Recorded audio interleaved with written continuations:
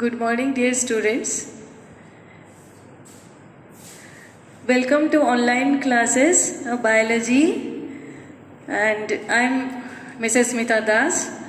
Today I will teach you Chapter 2, Kingdom Classification, Part 1, which will conclude, that is Plant Kingdom. We will study about plants and plant kingdom. And you know that all the plants and the animals, they are grouping into different groups. And why we are needing classification? That is, we know that how to categorize this one into different groups, similarities and differences. And these are the importance of classification, that is categorization of organism into different groups is very important, and that is helpful. First, it is the animal organisms, you can say, that is similar characteristics, because all the plants are having different characteristics and some of that similar characteristics also, and the animals are also different and similar characteristics, so that we can study same time. And second point of the importance of classification is that naming of this organism become easier.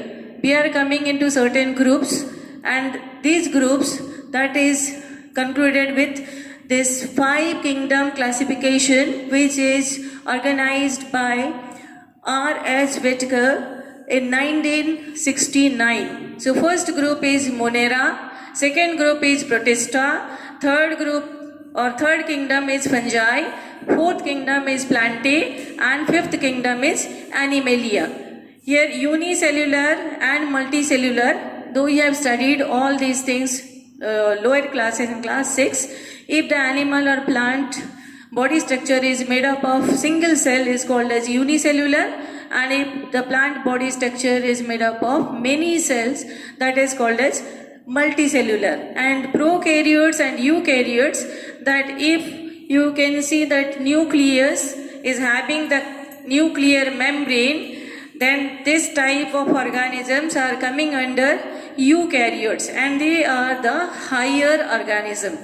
But if this nuclear membrane or any of this membrane system is absent, then you can say that is prokaryote. Prokaryote means that is simple organism, and they are very primitive.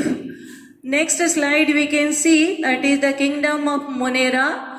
Kingdom means that is group, or you can say many of this organism organized into a group, vast group, that is Monera.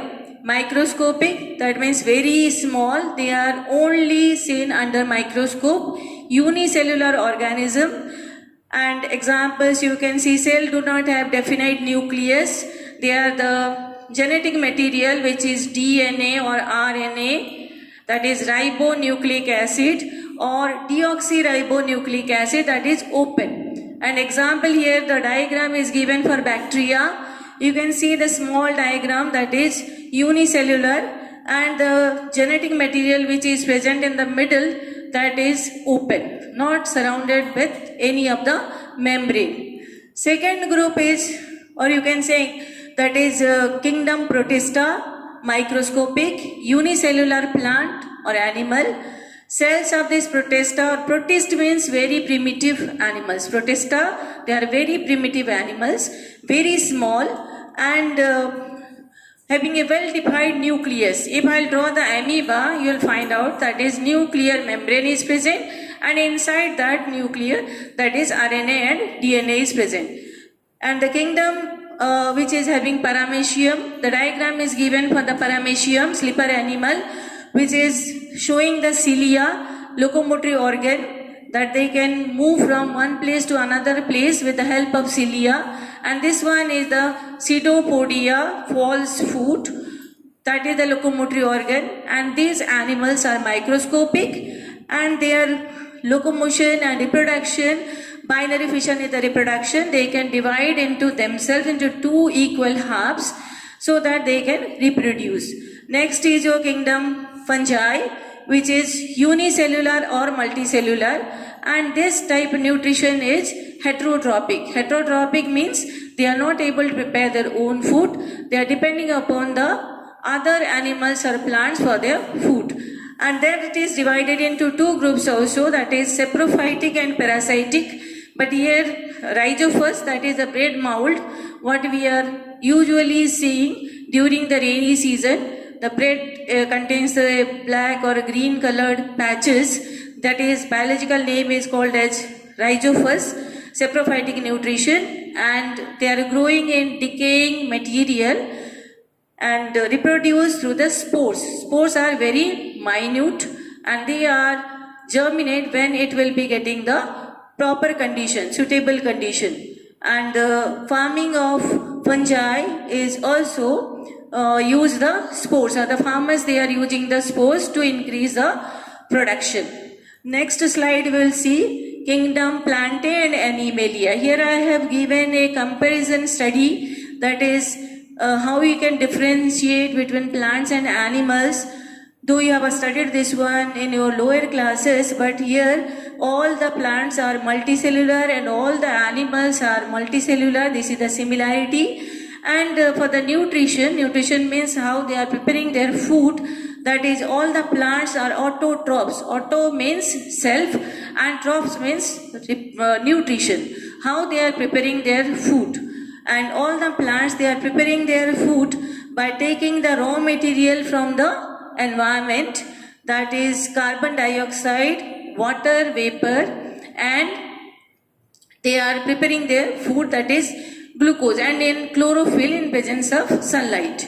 But all the animals, they are heterotrophs. Hetero means they are not able to prepare their own food and they are depending upon the plants or animals to get the food. Human being, horse, dog, any of these animals, though they are multicellular, but they are not able to prepare the food.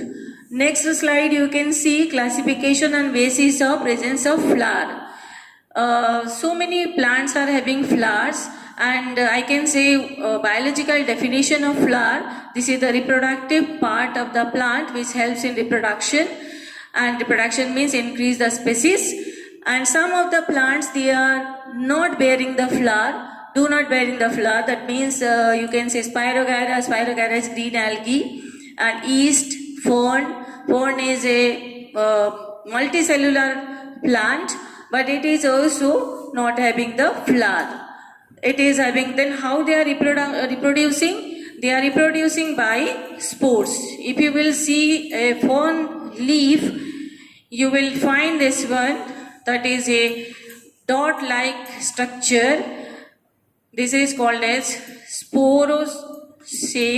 That means the spores are present inside it, and when it matured, it will burst and the spores are germinate into new plants.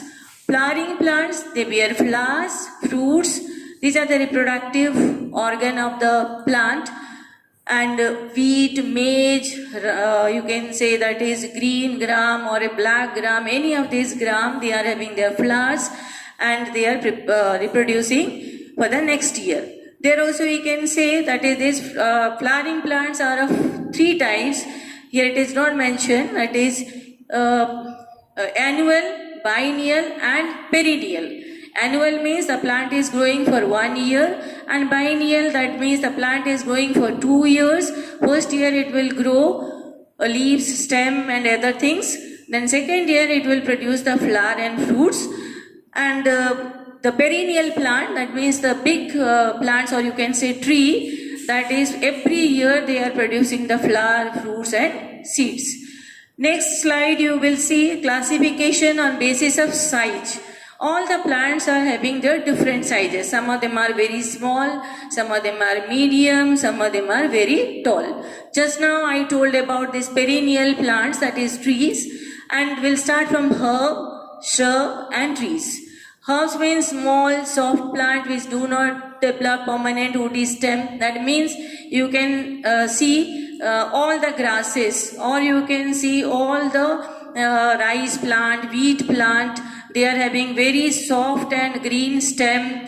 The stem is very soft and the leaves are isobilateral. That means the leaves both the side equally green, and they are only living for 2 months, or you can say 3 months, like that, or 1 season. Annual plants. Shrubs, they are short and woody. Woody means that stem is brown in color and typically with several branches, that is starting from the ground. You have seen the madar plant or Calotropis. That is the branches, this is the ground, the plants, the branches that will be from the ground itself. And this plant is of medium sized, very hard and brown color stem, Calotropis, and cotton plant also. Rose also coming under to this group. Then third one is the tree, that is white wise, you can say trunk is present. Trunk is covered with a bark, that is the outer covering of trunk, and the trunk is giving support, mechanical advantage to the plant, and it will bear the branches and fruits, flowers and everything.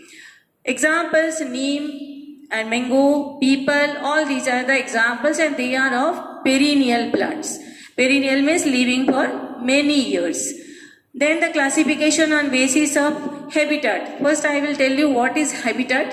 Habitat means where the place the plants are growing. Suppose the plant is growing in water or requiring more water for the growth, this type of plants are coming under hydrophytes. Hydro means water, phyte or phyta means plant. Then if the plant is getting medium amount of water, or you can say moderate amount of moisture to grow and living on the land, then these type of plants are grouping under mesophytes. Meso means medium, phyta means plant. Then the third category, that is xerophytes. Xero means that is very less amount of water. The desert plants especially, those plants are growing in the desert and they are requiring very less amount of water to grow. These type of plants are called as xerophytic plants. Especially they are having different types of body structure, or you can say that is morphology is different. Hydrophytes, they can having a leaf which is you can say that is waxy layer. Why it is waxy layer? Because it will not get rotten in the water. Lotus leaf already you have seen. Secondly, this one mesophytic plant, that is growing on the land and seasonal rain that require, and mango, guava and all these plants are coming under that. They are requiring moderate amount of rainfall and they are growing, they are completing their life cycle. Xerophytic plants, they are having spine, the leaves are not present, leaves are modified to spine, and the if leaf is present, you can see the cactus plants here, they are the spiny plant, babul also, cactus also, cacti also, so many plants those who are growing in the desert area, they are having spiny structure, and their leaves are modified to spine to check transpiration. What is the meaning of transpiration? Transpiration means removal of water in the form of vapor from aerial parts of the plant. That means plant absorbing more water, and that very less amount of water is requiring for the body growth, and maximum water is evaporating from the plants. Next category you will find out, that is classification on basis of nutrition. What do you mean by nutrition? Nutrition means preparation of the food. How the plants are preparing their food, and mainly we are categorized with autotrophic nutrition and heterotrophic nutrition. Here those plants are showing this autotrophic nutrition. These types of plants are called as autotrophs. Auto means self, trophs means they are nutrition. They are preparing their own food by taking the raw materials in presence of chlorophyll. Chlorophyll is the green pigment which is present on the leaves. Examples are grass, banana, mango plants, and you can say all these biennial and annual plants are also coming under that. Heterotrophs plants do not possess chlorophyll. Suppose you will take the example of bread mold, or you can say that is dodder plant. Dodder cuscuta, it is a plant which is parasitic in nature. Parasitic means they are not having the root, they are growing and acquiring food from the host plant. And mushroom is saprophytic nutrition. yeast, mushroom, they are saprophytic nutrition. That means they are not preparing their food, they are depending upon other food, other plants, because they are not having chlorophyll. So today about this one, the classification I told you, and next part I will tell you other things of the animals. Thank you and have a nice day.